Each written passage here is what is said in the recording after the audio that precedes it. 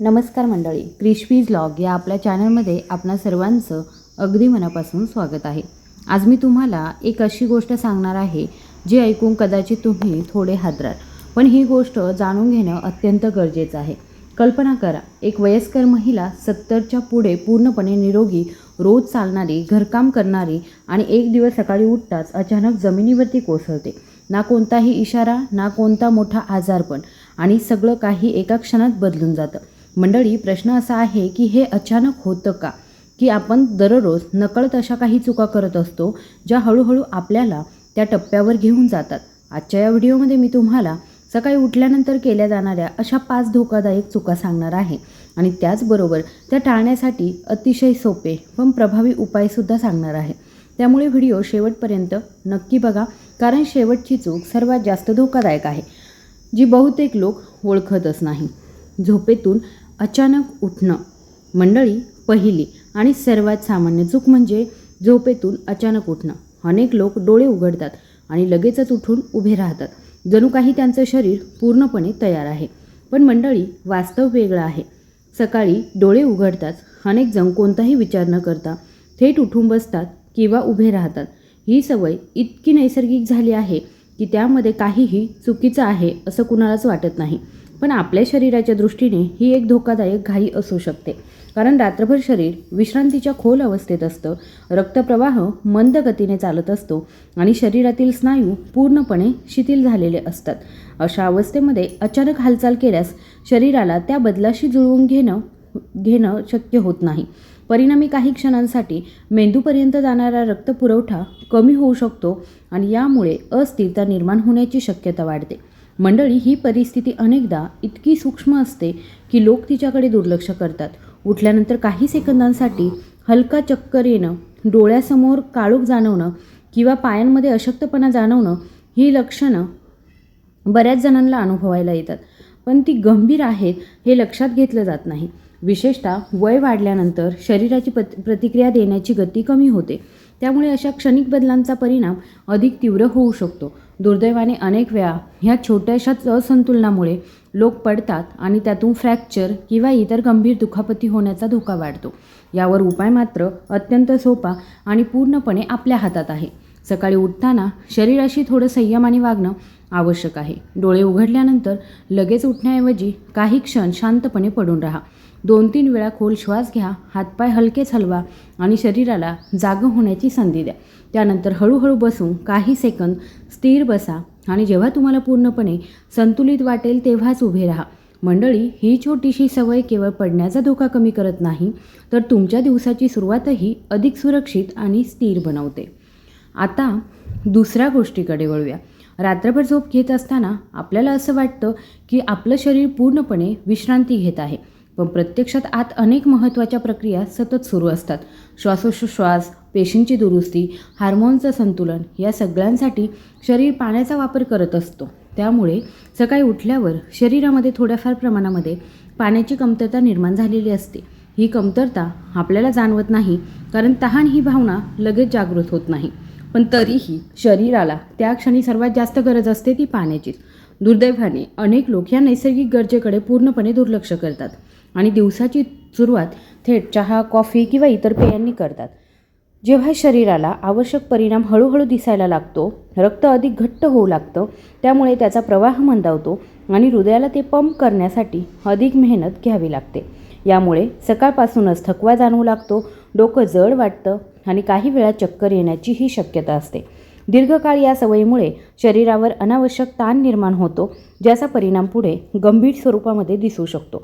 विशेषतः वय वाढल्यानंतर शरीराची तहान ओळखण्याची क्षमता कमी होते, त्यामुळे निर्जलीकरण म्हणजेच डिहायड्रेशन अधिक सहजपणे वाढू शकतं आणि त्याचे दुष्परिणाम अधिक तीव्रसुद्धा होऊ शकतात। यासाठी उपाय अत्यंत साधा आहे, पण परिणाम खूप मोठा देणारा आहे। सकाळी डोळे उघडल्यानंतर इतर कोणत्याही गोष्टीकडे वळण्यापूर्वी 1 ग्लास पाणी पिण्याची सवय लावून घ्या। शक्य असल्यास कोमट पाणी प्या, कारण ते शरीराला अधिक सहजपणे स्वीकारता येतं आणि पचनक्रियेलाही मदत करतं। मंडळी, इच्छेनुसार त्यामध्ये थोडासा लिंबाचा रस मिसळू शकता, ज्यामुळे शरीराला ताजेपणा मिळतो। ही छोटीशी कृती तुमच्या शरीराला आतून पुन्हा सक्रिय करते। रक्ताभिसरण सुधारते आणि दिवसाची सुरुवात अधिक हलकी, ताजीतवानी आणि संतुलित बनवते. आता तिसरी गोष्ट आहे रिकाम्या पोटी कॉफी पिणं. सकाळी सुरुवात झाली की अनेकांसाठी कॉफीच्या सुगंधानेच ती होत असते. तो गरमागरम घोट घेता शरीरामध्ये एक वेगळीच ऊर्जा निर्माण झाल्यासारखं वाटतं. डोळे उघडतात आणि दिवसाची धावपळ सुरू करण्याची तयारी होते. पण या सवयीच्या मागे एक अशी गोष्ट लपलेली असते जी आपण बहुतेक वेळा दुर्लक्षित करतो. ती म्हणजे रिकाम्या पोटी घेतलेली कॉफी शरीरावर कसा परिणाम करते. रात्रीच्या उपवासानंतर पोट पूर्णपणे रिकामं असतं. त्यावेळी ते खूप सेन्सिटिव्ह म्हणजे संवेदनशील असतं. अशावेळी थेट कॉफी घेतली शरीराला अचानक एक उत्तेजना मिळते, पण ती नैसर्गिक नसून कृत्रिम असते, जी पुढे जाऊन पचनसंस्थेवर दबाव निर्माण करू शकते. कॉफीमध्ये असलेले कॅफेन पोटामध्ये आम्ल निर्मिती वाढवतात आणि जेव्हा पोटामध्ये अन्न नसतं तेव्हा हे आम्ल थेट पोटाच्या आतील भिंतींवरती परिणाम करतं. सुरुवातीला फक्त सौम्य जळजळ, हलकी अस्वस्थता किंवा ढेकर येणं इतकंच जाणवतं, पण हळूहळू ही समस्या वाढत जाते. काही लोकांना ॲसिडिटी, छातीमध्ये जळजळ, अपचन आणि पोटदुखीचा त्रास सुरू होतो आणि दीर्घकाळ दुर्लक्ष केल्यास गंभीर समस्या निर्माण होण्याची शक्यता वाढते.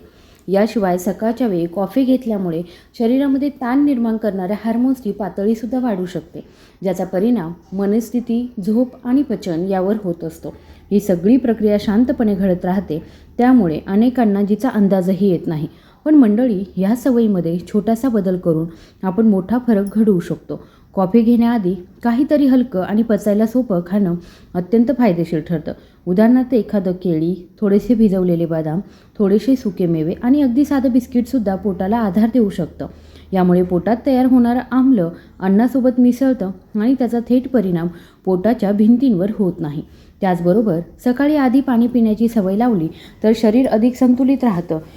ही साधी पण चांगली सवय तुमच्या पचनसंस्थेचं संरक्षण करते आणि कॉफीचा आनंदही कोणत्याही त्रासाशिवाय घेता येतो.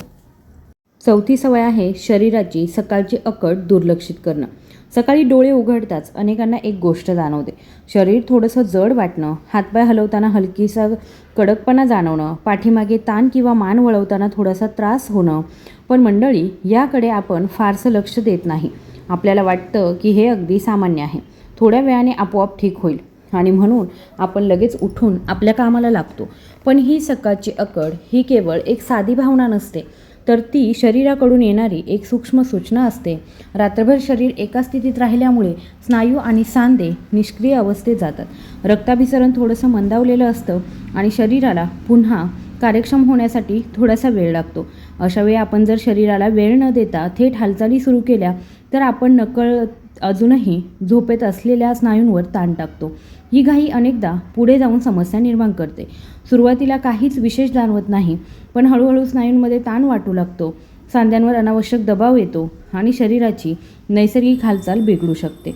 विशेषतः वय वाढत गेल्यावर शरीराची लवचिकता कमी होत जाते आणि अशा वेळेस ही छोटीशी दुर्लक्ष केलेली सवय मोठ्या दुखापतीचं कारण ठरू शकते. एखाद्या चुकीचं पाऊल, अचानक संतुलन बिघडणं किंवा स्नायू तयार होणं सगळ्यांचा उगम अनेकदा सकाळच्या काही मिनिटांमध्ये असतो, जेव्हा शरीर अजून पूर्णपणे तयार नसतं. अनेकांना हे समजत नाही की शरीर हळूहळू तयार होत असतं आणि आपण त्याला वेळ दिला नाही तर त्याची किंमत पुढे जाऊन मोजावी लागू शकते. मंडळी, यासाठी फार काही कठीण करण्याची गरज नाही, फक्त थोडी जागरूकता आवश्यक आहे. सकाळी उठल्यानंतर लगेच उभं राहण्याऐवजी काही मिनिटं स्वतःसाठी काढा. अंथरुणावरच पडून हातपाय हलकेच ताणा. पायांच्या बोटांना हालचाल देणं, हातवर उचलून शरीर, ताण, मान हळूहळू एका बाजूने दुसऱ्या बाजूला फिरवणं. साध्या हालचाली शरीराच्या केलेल्या चांगल्या असतात. हळूहळू बसून खांदे फिरवणं, पाठ सरळ करणं, यामुळे शरीर अधिक सज्ज होतं.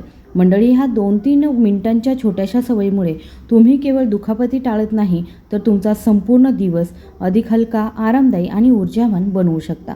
शरीराला दिलेला हा छोटासा वेळ म्हणजे त्याच्याविषयी दाखवलेला आदर असतो आणि शरीर त्याचा प्रतिसाद दीर्घकाळ निरोगीपणाने देत असतं. 5वी चूक आहे चुकीची शरीराची मुद्रा. सर्वात धोकादायक चूक. मंडळी, सकाळी उठल्यानंतर आपण कसे उभे राहतो याकडे बहुतांश लोक कधीच लक्ष देत नाही. ही एक इतकी साधी आणि रोजची कृती आहे की ती आपोआप घडते आणि म्हणूनच तिच्यामध्ये दडलेला धोका आपल्याला जाणवत नाही. अनेक जण अंथरुणातून उठताना पाठ थोडी वाकलेली ठेवतात, खांदे पुढे झुकलेले असतात आणि नजर आपोआप खाली जमिनीकडे जाते. ही मुद्रा शरीराला फारशी चुकीची वाटत नाही, पण हळूहळू ती शरीराची सवय बनते. दिवसाची सुरुवातच अशा प्रकारे झाल्यावर शरीराच्या हालचालींचा पाया कमकुवत होतो.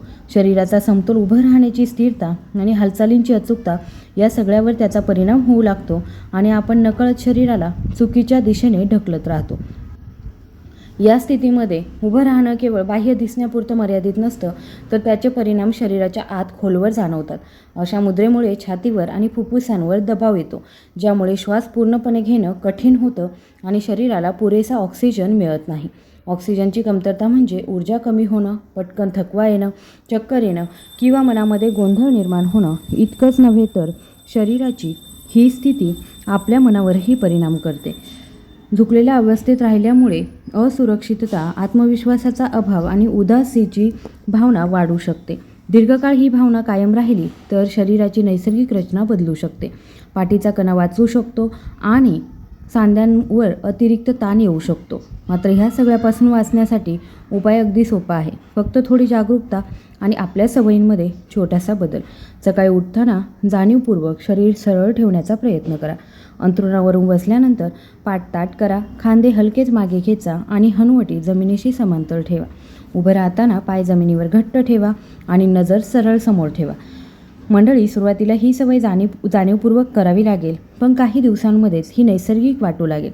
या छोट्याशा बदलांमुळे तुमच्या शरीरामध्ये स्थिरता वाढेल, श्वास अधिक मोकळा होईल आणि मनामध्ये एक वेगळी सकारात्मकता निर्माण होईल. हे फक्त उभं राहण्याचं तंत्र नाही, तर स्वतःकडे पाहण्याचा एक नवीन दृष्टिकोन आहे, जो तुम्हाला अधिक मजबूत, आत्मविश्वासू आणि ऊर्जावान बनवत असतो. मंडळी, आपण रोज करत असलेल्या ह्या छोट्या चुका कदाचित आज काहीच त्रास देत नाही, पण हळूहळू तुमचं आरोग्य कमजोर करत असतात आणि एक दिवस अचानक त्याचा मोठा परिणाम दिसून येतो. पण चांगली गोष्ट अशी आहे की हे सगळं तुमच्या हातामध्ये आहे. आजपासून फक्त काही छोट्या सवयी बदलल्या तर तुम्ही तुमचं भविष्य अधिक सुरक्षित, निरोगी आणि ऊर्जावान नक्कीच बनवू शकता. तुम्हाला हा व्हिडिओ कसा वाटला कमेंट बॉक्समध्ये नक्की सांगा. तुम्ही हा व्हिडिओ कुठून बघत आहात हेही सांगा आणि अजूनही आपण या चॅनलला सबस्क्राईब केलेलं नसेल तर कृपया सबस्क्राईब करा. धन्यवाद.